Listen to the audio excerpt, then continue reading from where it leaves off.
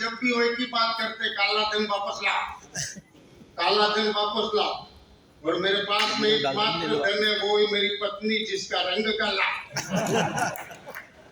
और बाबा जी कहे काला धन वापस ला। यहाँ तक से थी मेरी उनसे दुश्मनी, पर कट्टर दुश्मनी तो तब हुई। बाबा जी ये भी कहते हैं काला धन सार्वजनिक करो। बहुत अच्छे। और अभी 5-7 साल पहले बाबा जी ने जंतर मंतर पर अनशन किया। रात को 2 बजे जो पुलिस वालों ने कूटा, तब बाबा जी ने महिला के कपड़े पहन लिए, सलवार सूट। ये तो उनकी किस्मत अच्छी थी जो आसाराम जी की नजर नहीं पड़ी। आज पहुंचे तो मेरे को बताया करो, तालियां भैया बजा के कौन नहीं।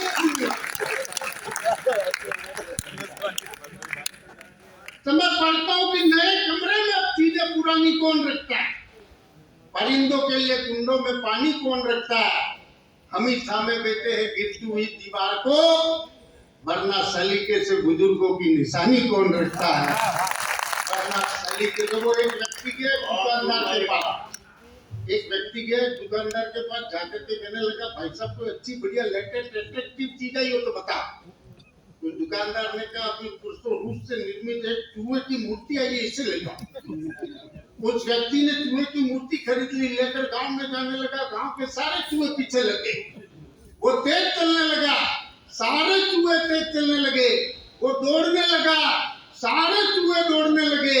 उस व्यक्ति ने मूर्ति को उठा के कुएं में फेंक दिया, सारे चूहे कुएं में कूद पड़े। उस व्यक्ति को अकल आ गई, ज्ञान आ गया। वो वापस दुकानदार के पास गया और जाकर कहने लगा, भाई साहब किसी नेता की मूर्ति है। बढ़िया भाई, वाह। मैं यहाँ के राजनेताओं के लिए कुछ भी नहीं कह रहा हूँ। ये झाड़ू वाले भी आ गए, दिल्ली से पंजाब की और अब राजस्थान में घुस रही है। हाँ, आजकल आदमी कहीं भी घुस सकता है, कन्फर्म टिकट नहीं हो तो भी घुसता है। टीटी पैसे लेकर के, रिश्वत लेकर के दे देता। पर मैं बधाई देता हूँ आप तमाम राजनेताओं को।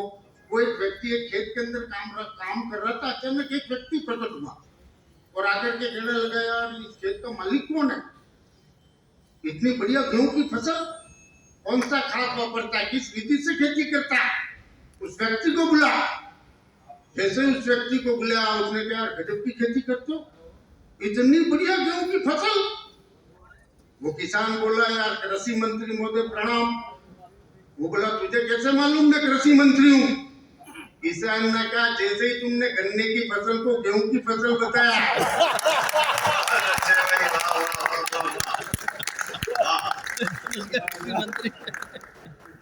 इस देश के लोकतंत्र का भाग्य बड़ा ही खोटा है। आदमी के कान में जनोई और हाथ में लोटा है, और जिसको जहां लगती वहीं बैठ जाता है और बैठे बैठे गाता है, मेरे देश की धरती सोना उगले उगले हीरे मोती। अच्छा, मैं जैसा दिखता हूँ वैसा लिखता हूँ, मैं कोई बनावटी बात नहीं करता। जितना पैसा मेरे को अनिल जी भाई साहब देंगे, उतना तो मैं ट्रेन के 10 डिब्बों में घूमूं तो कमा जाऊं।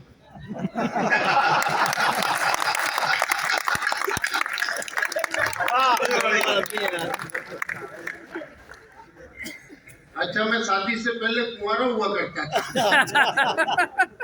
हाँ, मेरी शादी नहीं, मेरी पत्नी ने भगवान से प्रार्थना की है, भगवान मेरे को ढंग का आदमी मिल जाएगा, मैं 1.25 रुपए का प्रसाद चढ़ाऊंगी। दुर्भाग्य से उसकी शादी मेरे साथ हो गई। सुहाग रात के ठीक दूसरे दिन वो सीधी मंदिर में गई, जाकर के भगवान से कहने लगी, है भगवान, ये भगवान ने भी कहा 1.25 रुपए में इससे अच्छा नहीं है।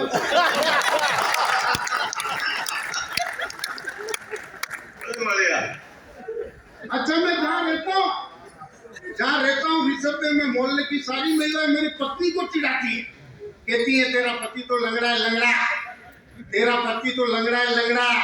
पर मेरी पत्नी महान, वो कहती है चल, काय का लंगड़ा, वो तो मेरे प्यार में लहरा के चलता है। हाँ, ये आनंद है विकलांगों के। वो दो महिलाएं हैंडपंप पे लड़ रही थी। एक बोली तेरे को अंधा आदमी मिलेगा अंधा, दूसरी बोली तेरे को गूंगा आदमी मिलेगा गूंगा। मैं उधर से निकल रहा था, मैंने कहा मैं रुकूं कि जाऊं। हाँ, हो सकता है लड़ते लड़ते लंगड़े तक आ जाए, अपना काम वही हो जाए। ये सारी रात ये बातें मैं कर सकता हूँ। और ये एवन टीवी का एक कवि सम्मेलन, एक सार गर्भित कविता पढ़ के जाना चाहूंगा। मैं सब तरह का मामला जानता हूँ, मेरे को सब तरह के दंत मंजन बेचने आते हैं। पुलिस महकमे के लोग बैठे, एक फौजी पड़ गया वीर रस में। जब कभी भी जरूरत पड़ेगी वापस पाकिस्तान बॉर्डर पर मैं ही भिजवाऊंगा। अच्छा, राष्ट्रपति कैसे भी हो सकती। अभी वो पाकिस्तान और हिंदुस्तान के बॉर्डर पर एक मुर्गी ने अंडा दे दिया। अब दोनों झगड़ने लगे, पाकिस्तान का सैनिक और हिंदुस्तान का सैनिक। वो बोले अंडा मेरा, वो बोले कि वो वाला अंडा मेरा। दोनों ने आपस में देख दिया, जो जिसको ज्यादा मारेगा अंडा उसका। हिंदुस्तान वाले का पहले मैं मारूंगा। और उसने पाकिस्तान वाले को दे धड़ाधड़ इतनी मारी अधमरा टाइप हो गया। फिर वो खड़ा हुआ, बोला अब मेरे मारने की बारी। हिंदुस्तान वाले का अंडा तेरा।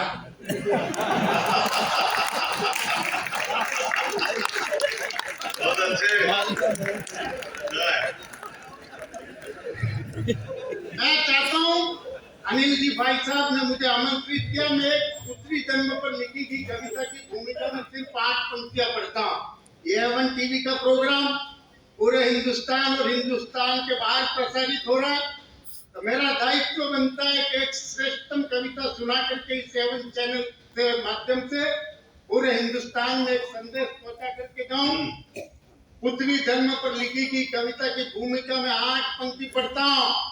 8वीं पंक्ति तय करेगी मुझे इस माइक पर कितनी देर रुकना है। पढ़ता हूँ पंक्तियां कि जैसी करनी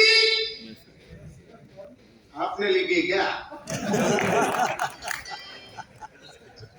जैसी करनी वैसी भरनी कहावत चरितार्थ होगी। लड़कों की लाइन लग गई और लड़कियां खो गई।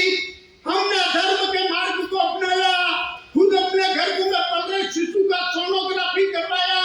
लड़का था तो जन्म दिया, लड़की थी तो मरवा दिया। तो जो जैसे कर्म करेगा वैसा फल भुगतना पड़ेगा। और बेटे की लालच में बेटी को मरवाया, अब तेरे बेटे को कुंवारा ही मरना पड़ेगा। अब तेरे बेटे बल्लू, वाह वाह वाह, अच्छा है। और मैं स्कूल में पढ़ाने का काम करता हूँ। जैसे सुभाष जी घर के मंत्री मोदी मास्टर ऑफ टीचर थे ना, ऐसे मैं भी टीचर हूँ। सरकार 90,000 देती है, 45,000 सावधान को और 45,000 बढ़िया। हालांकि मेरे शारीरिक ढांचे से कभी सावधान हुआ ही नहीं। अच्छा, मास्टर का मतलब तो समझते हो, हमारे अंदर वो टीचर होता है उसको मास्टर कहते हैं। मास्टर का मतलब आप लोग समझते हैं, जो सब्जी बाजार में 20 रुपए किलो मिले उसको 18 में ले वो मास्टर। कोई वाली सब्जी अगर कोई 16 रुपए किलो में ले आए वो हेड मास्टर। और उसी सब्जी को कोई 12 रुपए किलो में ले आए वो जिला शिक्षा अधिकारी। और रोज सब्जी मंडी में जाके सब्जी खरीदते वापस चला है। सब्जी वाली को ले आए वो शिक्षा मंत्री।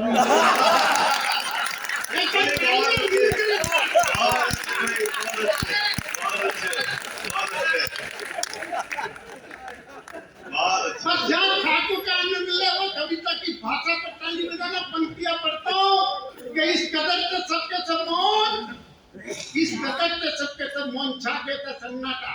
अभी बाप ने बेटे को खींच कर माफ किया था टाटा। माँ माँ माँ मनी मन गुनगुना रही थी। ननद बेमन होठो चूत करमा रही थी। दादाजी खाट पर बैठे बैठे हुक्का गुड़गुड़ा रहे थे, पहले से ज्यादा गुड़गुड़ा रहे थे। सारा का सारा माहौल घर में तना तना था।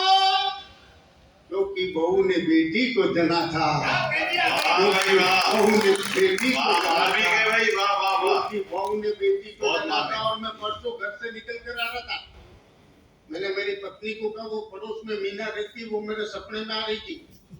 वो बोली अकेली आ रही होगी। अरे मैंने कहा तेरे को कैसे मालूम? वो बोली उसका आदमी तो मेरे सपने में आ रहा।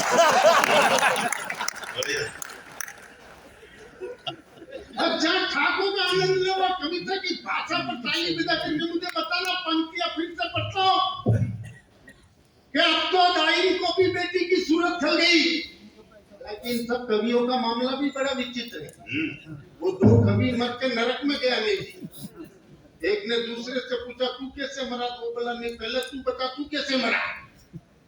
तो उसने कहा नहीं पहले तू बता तू कैसे मरा। वो बोला कुछ नहीं यार मैं तो अचंभे से मर गया। दूसरा वाला बोला मैं ठंड से मर गया। उसने कहा तू अचंभे से कैसे मरा? बोला कुछ नहीं, रात को 2 बजे कवि सम्मेलन खत्म हुआ, घर गया, घंटी दबाई, पत्नी ने किवाड़ खोला तो एक जोड़ी जूते नजर आ गए।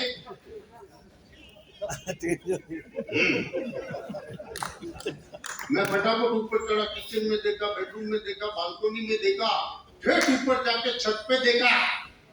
जब कहीं नहीं मिला तो गया था ये सोच के अचंभे से मर गया। दूसरा वाला बोला तू बेवकूफ आदमी, पूरा घर छान मारा, क्या फ्रीज खोल के देखा? तू फ्रीज खोल के देख लेता, मैं ठंड से मरता हूँ, तू अचंभे से मरता। बड़े बढ़िया वाह वाह वाह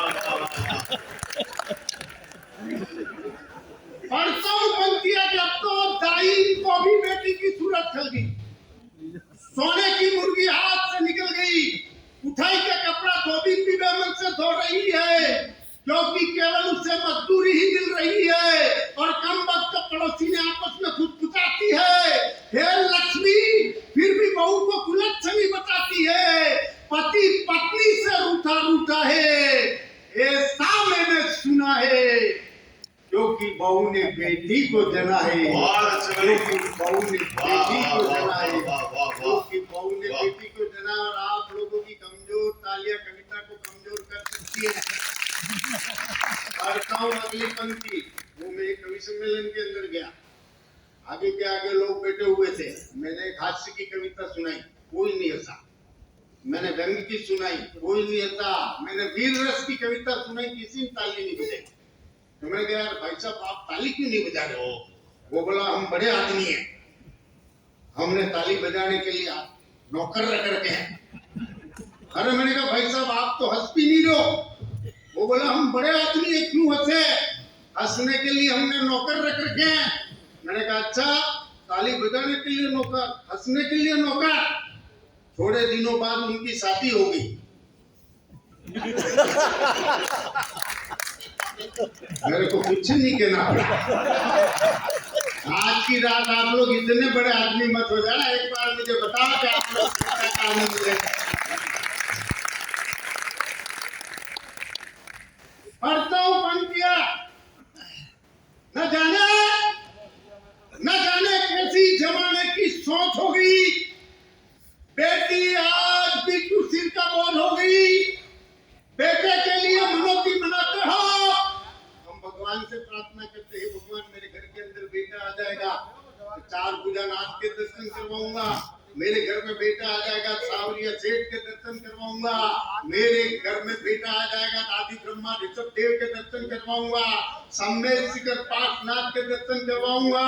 मेरे गुरुदेव भारत गौरव राजचंद मुनि पुलक सागर जी कहा करते हैं, अगर भ्रूण हत्या रोकनी है तो 3 तरह के लोग सुधरे।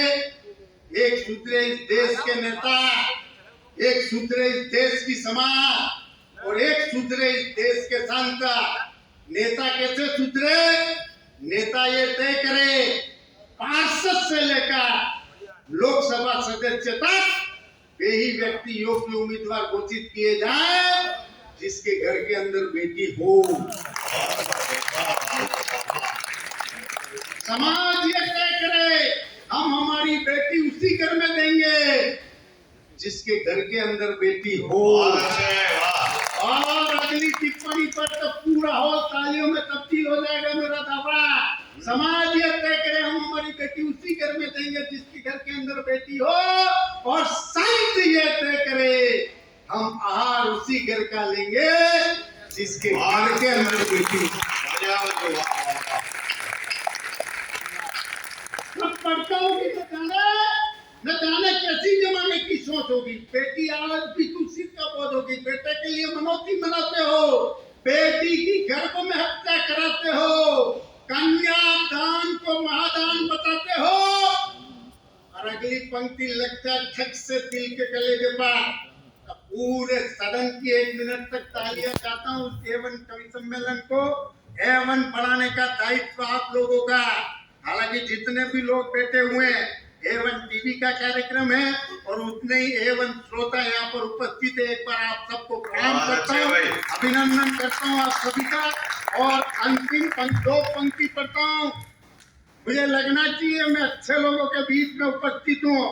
न जाने कैसी जमाने की सोच होगी। बेटी आज की किस चिंता बोध होगी। बेटे के लिए मनौती मनाते हो, बेटी की गर्भ में हत्या कराते हो, अरे कन्या दान को महादान बताते हो, और जिसके घर के अंदर बेटी हो, मासी हो, बुआ हो, मामी हो, एक बार मुझे पूरा सदन ताली बजा करके बताना कि कन्या दान को महादान बताते हो और कन्या पैदा करने से घबराते हो। बहुत अच्छे, वाह वाह।